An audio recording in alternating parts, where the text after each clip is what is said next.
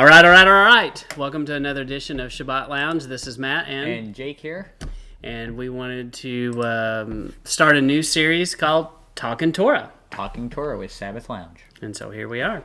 And we're going to start at the beginning of this, and we're going to start with in the beginning. Yeah, so this is basically going through the Torah portions and trying to, give some notes on it and our little takeaways, short and sweet. And so in the beginning is Bereshit. Yep. And so we're going to take a look at that. And by no means are we saying we're the experts and we know everything here. We have lots of questions. They know that, Matt. They know. Yeah. And some of you may really like our globe.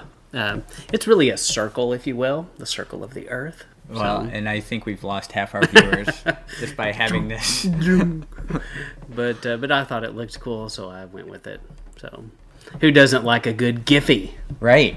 Yes. I don't even know what that is. No. I'm sure. Or is it Jif? That's peanut butter. Yes. So who knows? There's no right answer. Yes. So here we are in the beginning. Do what you feel. Yeah. Okay. Really? So in the beginning, and so right at the very beginning, we see this as a Hebrew wedding model. And the father prepared a place for his bride, and in a way you could say that's Adam, under the sukkah, or the booth of the firmament. And then after Yahuwah built a place for his bride, then Adam had a place prepared for his bride in his father's house. So he had a job, he was under the father's authority, and he prepared a place for his bride to be. Right. And then he gave them all the food to eat. Mm-hmm. So it was like a meal, kind of. Gave them everything, if you will, because that's part of the wedding yes, model, they have a meal together. That's yeah. right. Hadn't thought about that. That's good. So that's something that you see right off the bat, and something that to be looking for is the wedding model. And then we come across day 6, and this had a lively discussion. And so Jake and I don't maybe see the same viewpoint, and we wanted you to hear what we both think. But in Genesis 1:26 and 2:15, you see some human creations. You see what could appear to be two human accounts, creation of humans.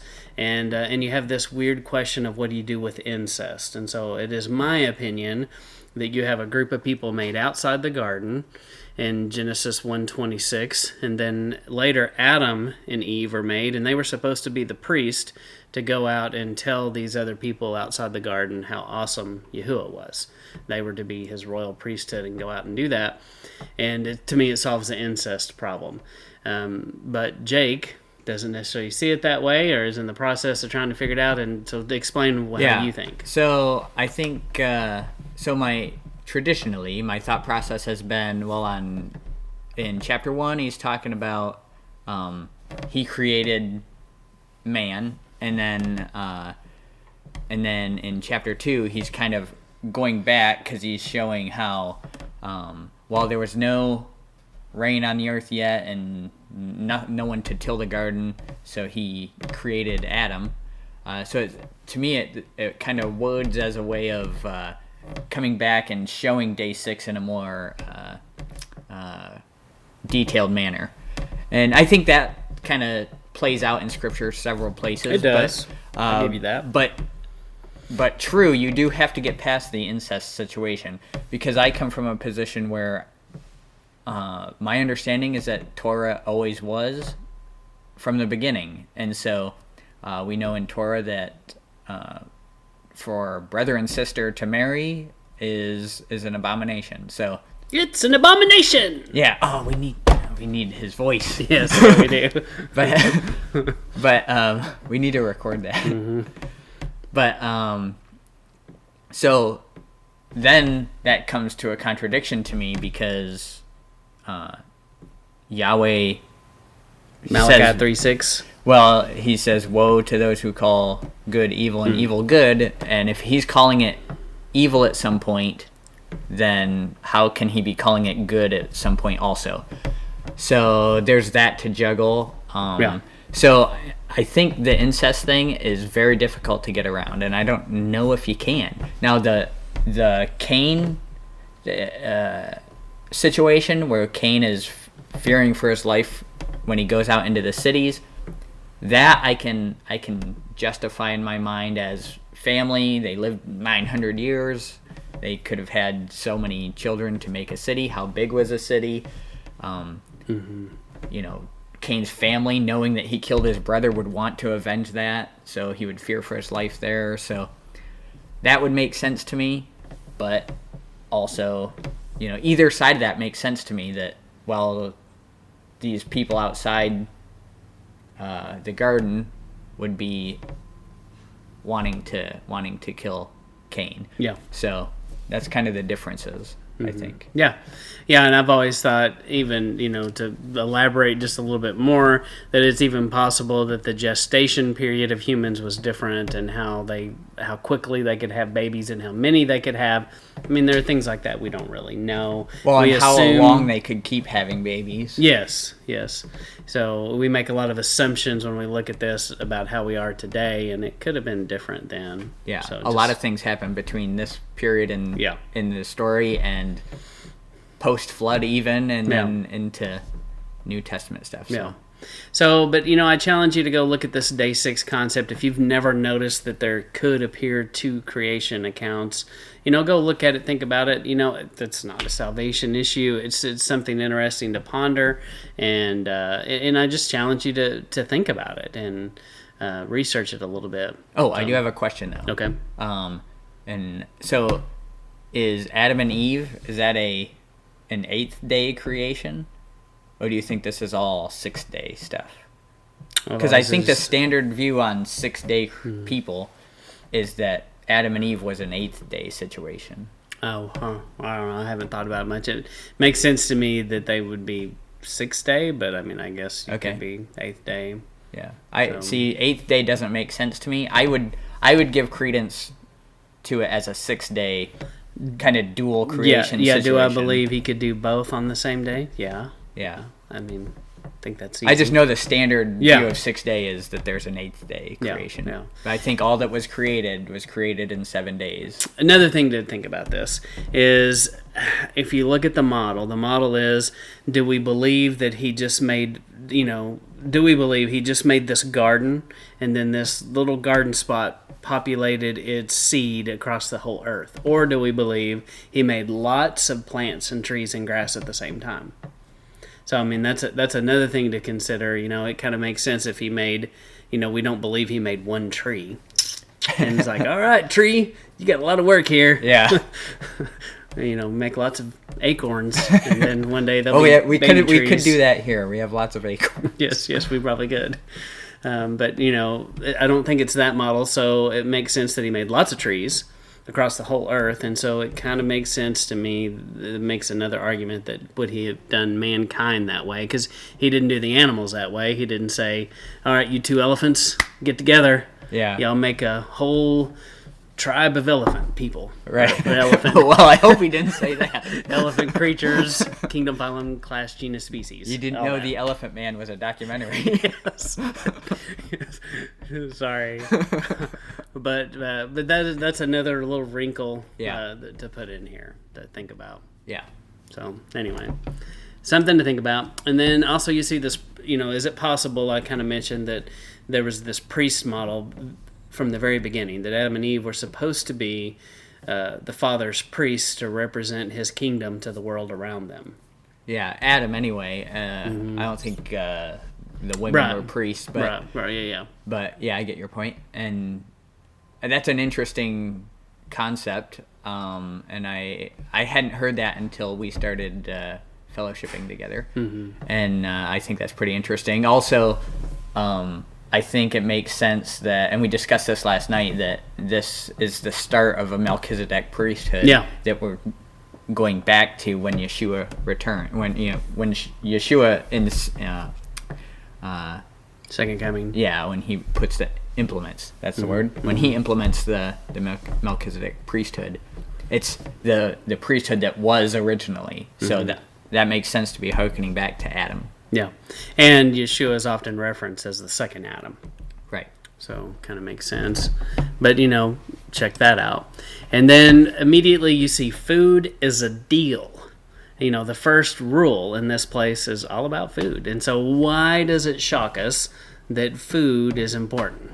Yeah, you see food rules as the very beginning, and then you see even jumping over to Acts, when this is all the Gentiles need. Half of them are food laws. So, so I don't think it's consistent to say he doesn't care about the food that we eat, because it's the very first rule. Don't eat that. Yeah. And, as a parent, your first rule seems like it's a pretty, first rule for most parents is no. Yeah. And that seems like a pretty big deal in the life of a parent. That word right there, what that means. Right. And so it makes sense that this is too. Yep. And, the other thing that I kind of wondered is it possible this is Yeshua that's walking with man in the garden? Is he... Yeah, and I don't know. It's hard to know that. And, there's so many instances of this person walked with Yahweh. Mm-hmm. I mean, it's, with Moses seeing Yahweh from behind, and then Abraham walking with Yahweh, Adam walking with Yahweh, Enoch, right? And so it's hard to know exactly what that looked like. Yeah.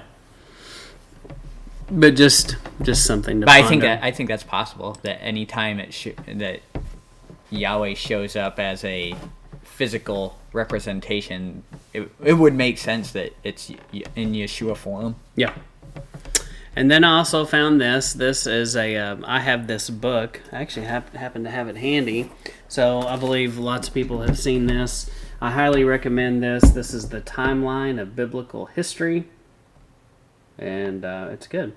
And so I didn't realize. I think you can find this on Amazon right now for $29.99. No, ooh, not a sponsor. Yes, although if they would like to. So anyway, I have that book, and it's amazing, and it folds out. It's like 12 feet long. But I found out that it was actually made in the 1870s, and I went to Wikipedia of all places, and I found this. There's nothing true on Wikipedia, Matt. Nothing true. Seems to be true, though. Yeah. And so I was able to scan this great big picture and take little snippets in here, and it's public domain because it was made in like 1870. Mm-hmm. And so here's a great timeline. And so, because when you read this stuff, sometimes you get in these timelines, and it's like, first off, I don't know about you, but some of these words might be a tad bit hard to pronounce. The names, yeah. And I'm like, I feel kind of foolish when I start trying to say these words, especially in the Texan accent. Sometimes it sounds funny. Yeah, I mean, I don't know why we didn't just continue naming our kids like this. Yes. If we did, it would be so much easier. It would be easier, then we'd know all these names. Yeah, then it would be hard to say Matt. Yes, it would. Maybe, Mm-hmm. I don't know. Yeah. But this is a great timeline showing you, from the beginning. And I think the people, when they put this together, they tried to do just the genealogies to show the time and to show where the flood happens in time and space. And we're not going to get into, was the days 1,000 years in creation and all that. I mean, there's a whole can of worms, and you could spend a lifetime searching this particular piece of scripture, I believe. Yeah, these very first Torah portions are so full of speculation and just flat out guessing, and but there's just so much there because it covers such a span of time so quickly that it can't just give you every detail. Yeah, that's true. So anyway, that's a great resource, and I believe at some point I put a link to that in there, but I don't know why I don't have it, but I can provide a link. If you just Google, it's called Adam's Biblical. Go ahead. What was Say the name that of it? word, Matt. Synchronological is what it is. Yes. Adam's synchronological chart. Yep. Or if you don't want to mess with that, get the book. Yes. So either way. So I believe that's all we were going to say about in the beginning. And, bottom line is go read it. Yes. Read it. try to read it without bias from us or anyone else, and you just try to discover it on your own. And we just encourage you to continue to read these portions. Yep, and have an open mind when you read it, because the world is going to tell you half of that stuff never happened and doesn't make sense. Try to work evolution into it, and for a long time I was stuck on that. I was real confused. I was trying to work in evolution and what man said, and I'm like, oh my goodness, I don't understand. And finally I went, I believe what the Father gave me over man. Yeah. Even if it is very contrary and hard for me to understand or hard to wrap my mind around, I believe his word has to be true over what man says. Right. Man has lied a lot, if you haven't noticed. Yes. So I've noticed. Yes, I have too. Well, this is the end of our very first Torah Talk. Talking Torah. Torah. What did we just Talking Torah. Talking Torah. Talking Torah. So we appreciate you stopping by to take a look at Talking Torah with Sabbath Lounge. Thank you. Thanks.